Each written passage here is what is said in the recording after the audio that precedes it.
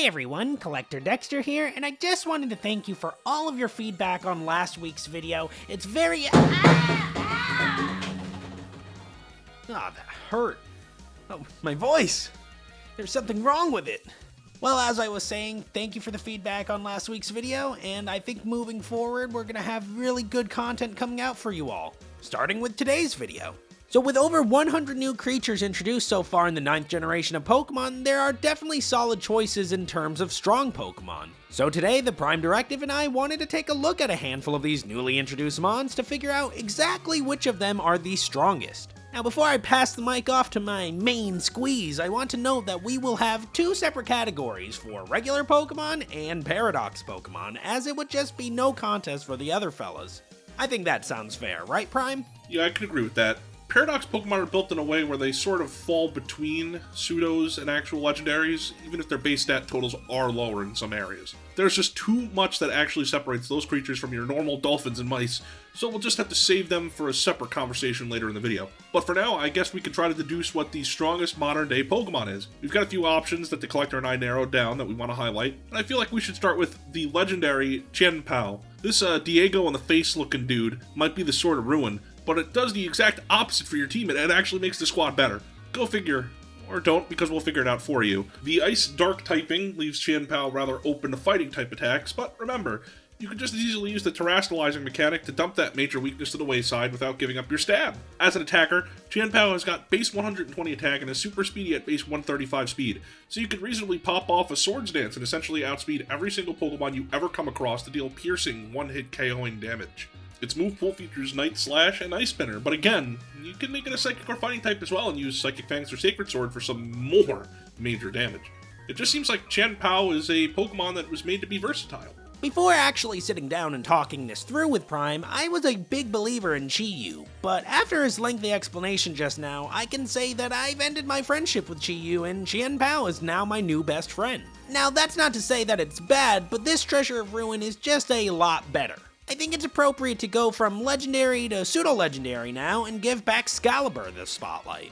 I do think it's funny that this pseudo-legendary ultimately has a higher base stat total than any of the Treasures of Ruin that are actually legendary. So while Dragon and Ice isn't an unfamiliar type combination, it is the first that isn't Kyurem, so that's fun. Taking a look at its stats, and it's pretty easy to be impressed by. Decent defenses, pretty alright speed, high HP, and crazy 145 physical attack stat to top things off. All of it giving Baxcalibur a really nice nod from its pseudo-contemporaries. Now, its signature move Glaive Rush may raise some eyebrows, as its 120 base and 100% accuracy looks nice, but leaving Baxcalibur open to attacks that cannot miss while also being double the damage really blows its back out. However, its signature ability Thermal Exchange is very nice, raising its attack stats if it's hit by a fire-type attack with the additional bonus of not being able to be burned, keeping that 145 base stat total safe from that terrifying status condition. Finally, access to Earthquake, Zen Headbutt, among many other great physical attacking moves may just make this one of the best pseudos on the market, no? Okay, Baxcalibur is pretty cool, if for no reason other than its name. That's a ton of strength, but so far in my opinion, I think if I was going to use a pseudo, I'd probably just pick up on a Dragapult before that Kaiju boy. But it is what it is there. Shout out to the Ice typing though, that's 2 new Pokemon in the strongest conversation. Now let's go over to a little special group of Pokemon that, while being a group, is just one Pokemon. Maushold is maybe nothing interesting when you stare at it, but as it turns out, you can actually do insane damage with this family. The Technician ability, the move Population Bomb, and rocking out with loaded dice pretty much makes Maushold a danger to any Pokemon aside from Ghost types. Why, even against the Steel-type Pokemon, there's a very good chance you could just remove almost all of its health when using Population Bomb and it landing 10 times. It's also deceptively fast at base 111 speed with the move Tidy Up, which serves as a super defog that also removes a substitute, but instead of lowering the opposing Pokemon's evasiveness, Maushold ends up with a boost to its own attack and speed. That is absolutely nuts, and it easily carves it out of position in the discussion we're having today. Maushold is actually insane. With all of the nerfs that some Pokemon got this generation, it's crazy to think about how ridiculous some of these new Pokemon are. Really makes you bink, doesn't it? So I think I'd like to talk about a tag team duo that I believe no one saw coming, and that is in Tatsugiri and Dondozo. With its ability Commander, Tatsugiri will hop inside of the mouth of an ally Dondozo, raising all of its stats by 2 stages, rendering it unable to be damaged from attacks while making Dondozo unable to switch out. Now this is such an unbelievable gimmick, but we here at Version Exclusive are big fans of it. It sports fantastic bulk and attack, having 150 HP, 150 defense, and 100 for the physical attack. It's also got a nice signature move in Order Up, an 80 base power dragon type move that will raise a stat depending on which form of Tatsugiri is in the Dondozo's mouth. Hey, even more gimmicky than ever. Aside from that, you've got your wave crashes, your body presses, and your earthquakes, really rounding out such an interesting double battle duo. I can't believe we finally reach a point where a Pokemon aside from Zekrom and Reshiram actually have some sort of an effect on one another in battle. Now while that is pretty cool, at this very moment, I think it's time that I put an end to this entire conversation by putting to the forefront the true strongest new Pokemon in Scarlet and Violet. One that very well could rival the Paradox Pokemon themselves. You see, deep down under the sea in Anywhere Town Ocean World, there is a dolphin that lives a normal life, until trouble appears. Palafin is, I believe, the strongest Pokemon in Paldea because of its 0 to hero ability. It may start out as a basic guy, but when it switches out in battle, enters back onto the battlefield, it has 160 base attack, guys. That's insane. That's the highest any water type's ever had, and quite frankly, one of the highest period. Its move pool gives you a nice way to get out of battle too right off the bat with Flip Turn. It serves as a great catalyst to getting out our new superhero. This conversation is essentially over when I bring up 160 attack and 100 speed. But, just to drill it home, it has moves like Jet Punch, Acrobatics, and Drain Punch, among many others that sort of enable it to not just get massive damage off, but also have a big-time healing option with that last move. Collector, can you even dispute that Palafin is the strongest Pokemon here? Nah, I don't really think I can. It's insane how good Palafin is, and while I think its evolution from Finizen is a little silly and feel like it could have just been Palafin, you cannot deny that when it goes from 0 to hero and just destroys everything in sight, that it's not amazing. So now to move on to the Paradox Pokemon, I think I'll give a nice shout out to the two from my version of choice, Miraidon and Iron Bundle. Miraidon, as we've mentioned previously, definitely has an edge over its Scarlet counterpart Koraidon, so I'll talk about that only briefly. Hadron Engine sets up Electric Terrain, which boosts its special attack by about 1/3.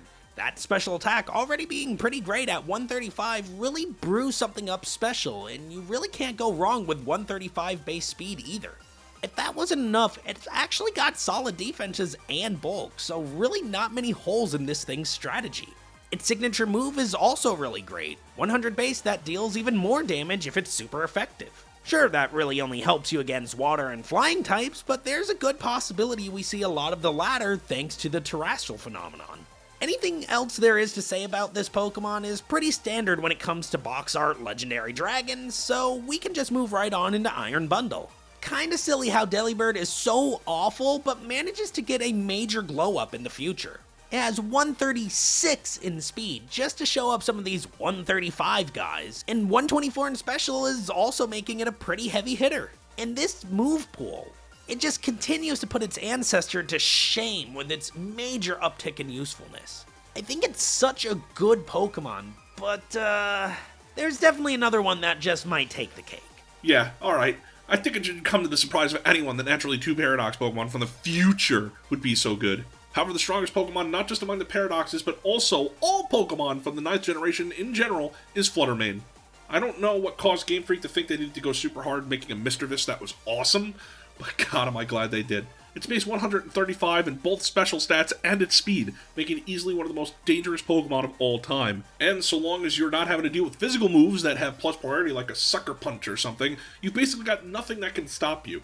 That Ghost Fairy typing is phenomenal, as we know from Mimikyu. It gives you 3 immunities and only 2 weaknesses, and while Shadow Sneak is always a threat, it's not enough to scare anyone off from using Flutter Mane. You give it a booster energy, and its speed or special attack would consequently become unfathomable as a stat. When there's only one way to stop a Pokemon, you already know that it's a problem. That's why it's banned to Ubers, though, of course. Cue the Tina Turner, because Flutter Mane is simply the best! Better than all the rest! So, there you have it, everyone. When it comes to your standard present-day Pokemon, Palafin with its hero form is the best among the crowd, and with the Paradoxes, Flutter Mane really wows.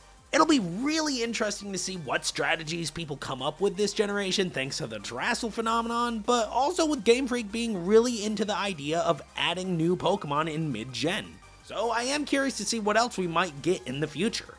Any closing thoughts, Prime? Well, I think my thoughts sort of echo yours. I want to see where Game Freak goes next, because what they did this generation really rocked the foundation of how competitive Pokemon looks. They've changed the outlook for recovery moves, nerfed dominant abilities, and then introduced Family of Mice that can bomb your Pokemon into oblivion. There's certainly a change to how things are thought of with competitive in mind over at Game Freak, and it's left us with probably a few years of interesting battles to have and strats to form. Though I gotta say, I think that probably does it for us today. We figured out the answer to our question and don't want to overstay our welcome. So I'm the Prime Directive. And I'm Collecty Dexty. And we'll see you good folks next time.